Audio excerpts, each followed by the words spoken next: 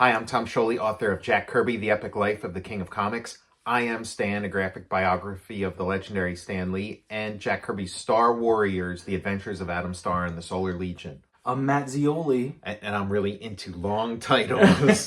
Follow me on Twitter at Tom Scioli, on Instagram at Tom_Scioli, and support my Patreon. Go to patreon.com, search Tom Scioli. Follow the show on Instagram at total_recall_show. Let's talk about The First Men in the Moon. Great video pick, dude. I had never seen this movie before. And I've read two H.G. Wells. I read The Time Machine. Okay. And I think, is The Invisible Man H.G. Wells? Because I kind of read those back to back like 20 years ago. Yeah. But I was familiar with like Island of Dr. Moreau, Things to Come, stuff like that. But this wasn't even on my radar, man. Great recommendation. Yeah, the book, like when I was a kid, you know, I went through sort of like a Jules Verne and H.G. Wells phase. Like I was just really into what, like I think the term steampunk had maybe just come out or something. But like that you know, sort of like, you know, 1800s sci-fi kind of stuff. It.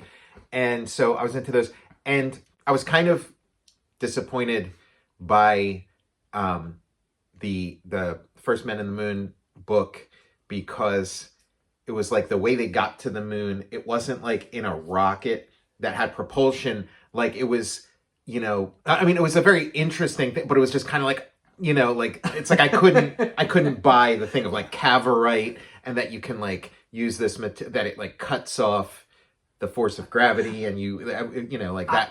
I was feeling it too, because like, when the thing took off, we mentioned steampunk. It was like, oh yeah, you have to hold onto this like rope, like you have to get into a cargo net and hold on to it. Like a Gilligan's Island setup. I mean, but now I love like how, you know, odd and peculiar the way they get to the moon. And, you know, because it's still science fiction, you know, like, you know, Jules Verne's version was like, it still wasn't quite like how we got to the moon. They were shot out of a cannon. Like they were in this little bullet that gets shot out of a cannon.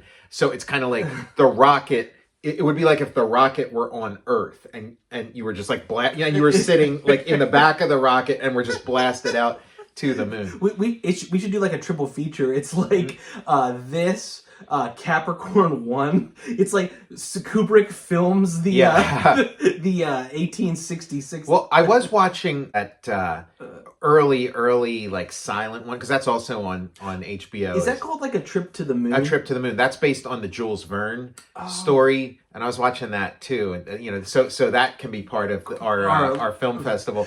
And like this also tapped into, which we'll get to when we talk about The Rocketeer, like that's my sense of play too, because there's another movie that I was fucking obsessed with that like you know, turn a cardboard box into a spaceship. The Explorers. You ever see Explorers with like River Phoenix? Yeah, well this is like you're right, it is like a sense of play, and like you get to the moon and it's so much fun.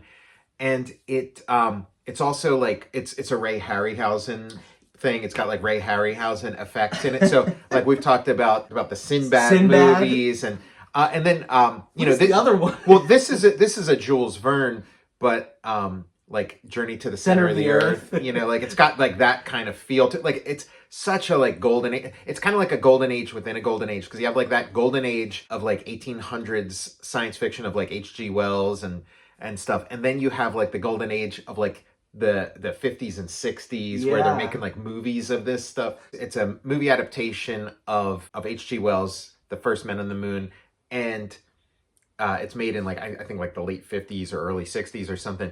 And first it starts with like a moon landing. I guess it is the 60s. It starts with a moon landing, but it's before like the real moon landing. Yes. But you know, we're getting close. Like the sort of you know, JFK thing of like, okay, we're gonna take a trip to the moon kind of thing. Like that wheel's in motion. So we know like we're gonna get there soon. And so they have a somewhat credible moon landing again with effects from Ray Harryhausen. Yeah, dude, Star Wars. Okay. Like, how doesn't it like that? Like Star Wars is clearly like just like the way that it's being shot, the space, and then like C-3PO and R2-D2 falling in that like escape pod. Like there's like 1-to-1 shots from like there are. And what put this movie on my radar to begin with, like years and years ago, it was playing at the Regent Square Theater, so I went to see it there, and that's where I'd seen it. But like where I had heard about it was one of these Star Wars documentaries or something. Oh my God. And it was talking about the influence of this movie. And so there's a bunch of things you can point to, and like all the guys that worked on I mean, obviously like Lucas would have been like the right age to be really into this thing. All the guys who worked on this stuff were like all, disciples of Ray Harryhausen and stuff. Also, Empire Strikes Back, when they get onto the planet, it's like Cloud City, like that central like cylinder and like the sound effects. Yeah. It sounds like and even the gray color appears like it's like the color of the sound. I'm like, oh my God, this is fucking like Empire Strikes Back. Yeah. There's like this big pit that's Yes. that they sort of fall down. That's kind of like that big pit that Luke falls down. You can and sound design was a big part, and I think maybe the sound design might have been in this like documentary I was watching. I think that might have been what they were emphasizing. I gotta see because this. it's got like it's got the voice that like the aliens speak with is the voice of that robot that is like talking to R2-D2 in Return to the Jedi. Shit, like, yeah. You'll soon learn some respect. It's like that voice. And then it's got the thing of like language, alien language, like speaking to aliens, and they have this like insect sort of click thing, and then they like collect sounds that you make and then play them back to you, and so like kind of like Predator. Yeah, and then there's like a lot of seeing things through things, like there's like a depth of field in Star Wars in particular where you're like seeing stuff behind things and lenses and stuff. And then just the stop motion aliens, beautiful alien design, these sort of like insect creatures, and again feels a lot like Planet Geonosis in the prequels. Oh yes, yeah. Like there's that caterpillar that like flips upside down, becomes like the skeleton. Yeah, amazing because there's like a whole ecosystem kind of thought out. So there's sort of the servitor insect, and then there's different types of insect aliens that when their usefulness is done, they kind of go into like a comatose state. Yeah. Kind of reminded me of the Slee Stacks too. Yes, that's what I was thinking of with the crystals and everything. Yeah, because they have all this like cool looking crystal technology and stuff. Like just beautiful design, really ahead of its time and kind of evergreen too. It is. The colors are beautiful. Yeah. It was in beautiful widescreen too. There was a part that was cracking my ass up. It was when they were another shot from Last Crusade. It was the exact angle with that, like, remember when he steps out onto the fucking platform? Yeah. And it was the complete angle, and it looked like the shot right out of Last Crusade. But there was a part where all the aliens were like attacking him, and he kept throwing them off the cliff. Yeah. And the guys, it went on for so long because like he would throw an alien, and the one guy, I can't remember his name with the bald head, he would go, ooh. Oh, Professor Cavor, because he invented Cavorite. Professor Cavorne. Professor Cavorne. He's like goes to the aliens. He's like, yeah. There's like a ton of action in it. Like it's so much more like action packed than like your typical kind of, because like even like Journey to the Center of the Earth, occasionally like a shoving match would break out or something. But this is like a lot of like combat with these Ray Harryhausen like insect creatures. He throws one off, he goes ooh, throws another one, he goes ah, throws the third one, he's like oh. Like a real there's like a real sense of like alienness in this that's very genuine, and like the interrogation scene and stuff. The way the film is staged is so great because it kind of starts in the present day with like a real moon landing, and then how they assume like a real moon landing would go, and then they land, and then they discover this British flag that's like been there for 100 years or whatever, and so then they find the guy, and then he tells his story, and then it becomes kind of like a light comedy. It could be like a Mary Poppins or Chitty Chitty Bang Bang or something. Yeah. Like it's English countryside, and just fun and riding on bicycles and stuff. And little by little, the sci-fi stuff kind of creeps in, and they have the wacky inventor and stuff. And then before where it brings you, because like when they get to the moon and then start delving deeper into this society, it becomes like just really like deep, hard science fiction. Like it's kind of astounding when you're in all those like amazing scenes, in that weird hive and everything. It's like, I can't believe we got here. Because you get there by degrees. It's kind of like a perfect formula almost. It really is. And I kind of was vibing on this one a little bit more than The Time Machine. Yeah, it does. The Time Machine is a classic. And Time Machine I've known like since I was a little kid and stuff, where this one I discovered as an adult. And like, yeah, this one is the lesser known of the two, but it's miles ahead. I mean, it is a few years after The Time Machine, so it's kind of building on it a little bit. And Harryhausen was like a disciple of George Pal, who directed the Time Machine and stuff. So it is like a the same way that like, Empire Strikes Back builds on what's here. And I think because like when George Lucas is in film school, this isn't that old a movie. No, this is like a relatively recent movie, and it's like, I want to make a science fiction movie. It's probably like the best science fiction movie in recent memory, like that and 2001: A Space Odyssey. Yeah. But there's like a shot in this. It maybe lasts 2 seconds or 3 seconds, but it's this shot when like their moon ship is landing, and you see that sort of lunar surface, and it's kind of going like this. It's just 2 seconds, but I'm like, that's Star Wars. That's like every shot in Star Wars when they're like flying around somewhere.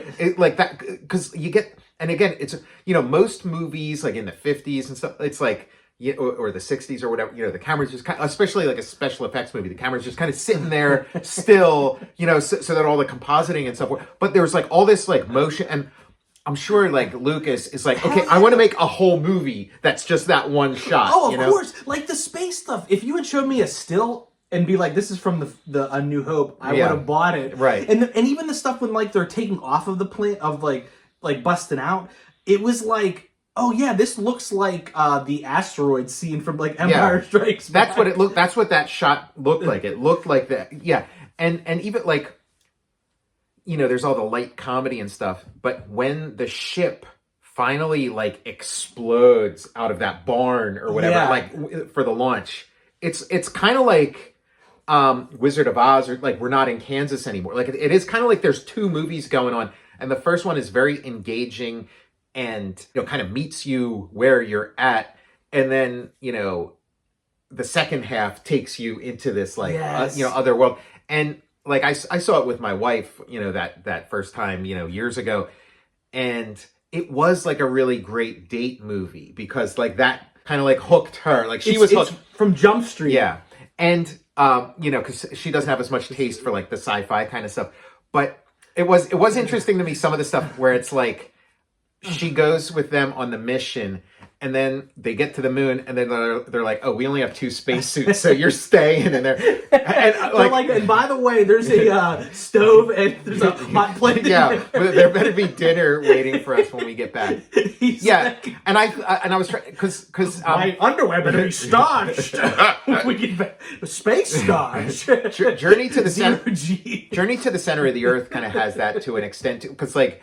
His girlfriend is kind of like sitting on the sidelines like the entire movie, kind of like wondering where he is and trying to find out what happened to him. And so I thought, okay, this is kind of like that too. But then, the aliens kind of like capture her and bring her into like the cave where there's some air and stuff. So like those aliens run around that complex. Head of the game, like you said, with like sectars, like aliens. Yeah, like really thinking ahead, and it did.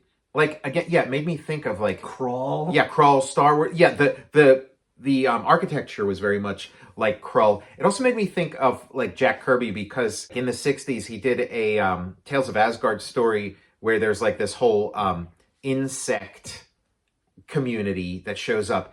And then in New Gods, like, an insect community was, like, a very important part of that, too. And then he brought that back again in Captain Victory. And I'm thinking, like, he must have seen that, because it's like a similar kind of thing of this, like, insect society, and then they have these, like, larger, dumber insects. I guess there's also, like, Starship Troopers, like the Starship Troopers, like, novel and stuff.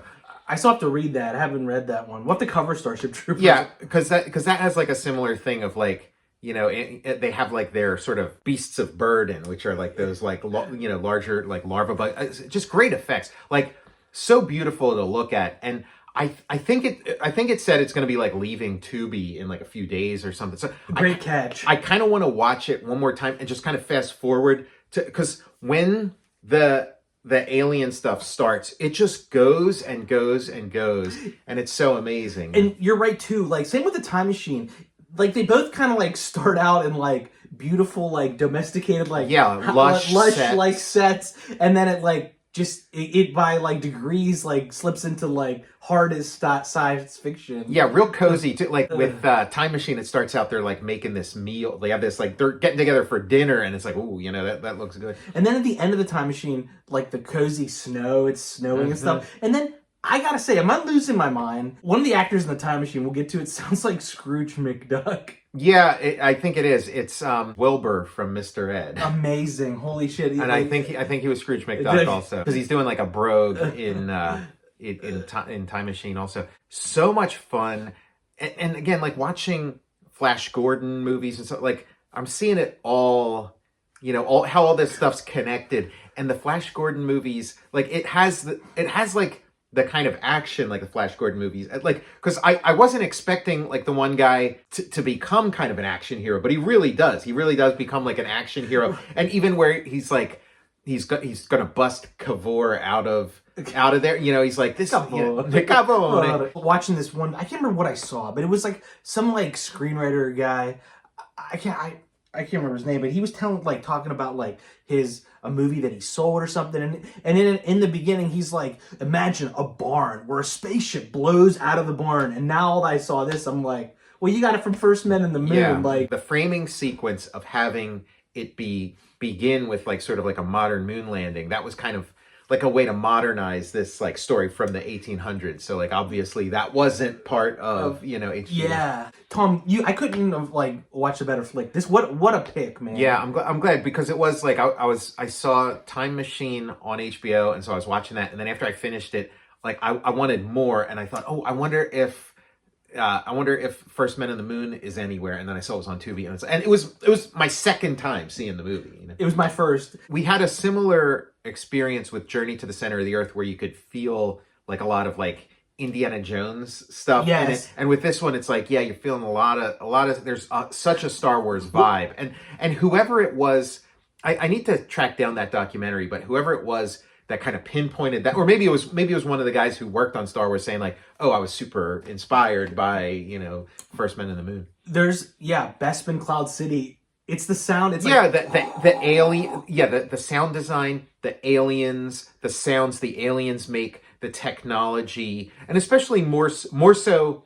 I mean, it's all over the original trilogy, but when you get to the prequels and especially like the Geonosis sequence, it is like, ooh, let's pepper in some First Men in the Moon. There's the escape pod with R2. Like literally, like I was like, that is like a 1-to-1 shot. Yeah, and when you're George Lucas and you're trying to make a movie with all this like crazy sci-fi stuff, and you're taking from like the entire history, you are also kind of like, okay, where have I seen a shot like this, so that like I'll know that this can actually be done, this can actually be constructed. So it's like there are a bunch of shots that are in this where it's like that would have been extremely helpful in the process of making Star Wars. Just like when you're playing a song, it's like you got to copy your favorite licks. Yeah, there's a lot of licks, guitar licks. And it was that one little 2-second thing where it's like this. I'm like, oh yeah, that's like, you know, you're in the cockpit of the Millennium Falcon, you know, for 2 seconds. Well, whenever he's fighting on the cliff, those aliens, the blue aliens,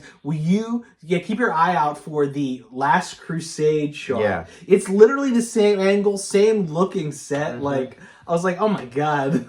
You know, it's going to become regular viewing. Same here. Like you know, and you got to check it out on Tubi too. The whatever print or like it's like high definition. Yeah, it looks like $1 million. And it's a widescreen. Looks amazing. I'm Tom Scioli, author of Jack Kirby: The Epic Life of the King of Comics. I Am Stan, a graphic biography of the legendary Stan Lee, and Jack Kirby's Star Warriors: The Adventures of Adam Star and the Solar Legion. I'm Matt Zeoli. And please follow me on Twitter at Tom Scioli, on Instagram at Tom_Scioli, and support my Patreon. Go to patreon.com, search Tom Scioli. Follow the show on Instagram at total_recall_show. Yeah, we'll see you on the moon. See you on the moon. First men to moon. Yeah, right.